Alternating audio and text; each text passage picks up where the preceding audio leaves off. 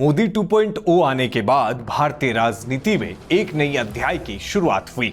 अमित शाह के कंधों पर 2021 में एक नए मंत्रालय सहकारिता का दारोमदार भी दिया गया। लेकिन क्या है ये सहकार से समृद्धि? क्या है इसका इतिहास? क्यों है ये महत्वपूर्ण? क्यों इसे कहा जा रहा है कि ये जनता तक सरकार एवं उनके नीतियों को पहुंचाने के लिए एक उपयोगी कदम है?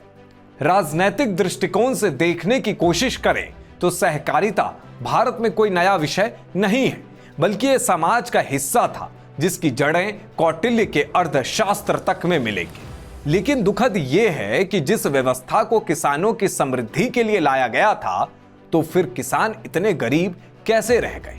क्या यह सहकारिता सिर्फ राजनैतिक घरानों को विकसित करने के लिए था?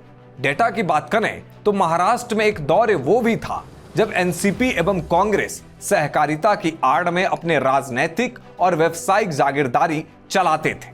उदाहरण के तौर पर समझते हैं कि कैसे सहकारी चीनी मिलों को नेता चलाते थे। नेता बताते थे कि किस गांव से गन्ना लिया जाए और किस गांव को बॉयकॉट किया जाए। सिर्फ इतना ही नहीं, सहकारी मिल्क फेडरेशन में भी नेता ही बताते थे कि किस किसान से दूध कलेक्ट किया जाए और किस से नहीं।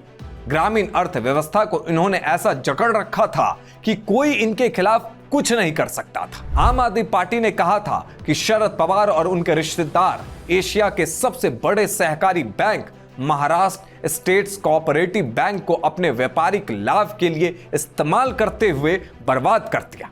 2008 से 14 के बीच इसी परिवार ने 41 चीनी मिलों को कर्ज में दबाकर और बाद में नीलामी करवाकर औने पौने दामों पर अपने ही करीबियों के हाथों में सौंप दिया। 2011 में बंगाल की सत्ता में आई ममता दीदी के करीबियों ने सहकारी क्षेत्र को कमजोर करने के लिए अनेकों चिटफंड बनाए। इन चिटफंड में सबसे अधिक किसानों ने ही अपना पैसा लगाया था। शारदा चिटफंड जैसे इतने घोटाले हुए कि 2012 से ही बंगाल सरकार फार्मर सुसाइड डाटा देना ही बंद कर दी।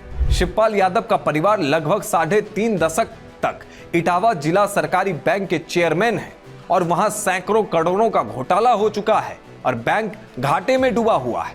और ऐसे कई किस्से भरे पड़े हैं। इसी दादागिरी को खत्म करने के लिए मोदी सरकार ने 2020 में बैंकिंग लॉज एक्ट में संशोधन करके यह नियम बनाया कि सहकारी बैंक का निदेशक अब आरबीआई नियुक्त करेगी। और इस नियम के आते ही शरद पवार ने अपना सर पकड़ लिया था। 26 महीने के रिकॉर्ड समय में अमित शाह ने सहकारी क्षेत्र में सुधार एवं बदलाव के लिए 52 बड़े फैसले लिए। इन इनिशिएटिव में उन्होंने आमो खास सबका ख्याल रखा।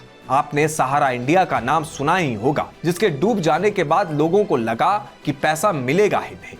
लेकिन सहकारिता मंत्रालय और अमित शाह के निष्ठा ने लोगों के पैसे और विश्वास को वापस दिलाया।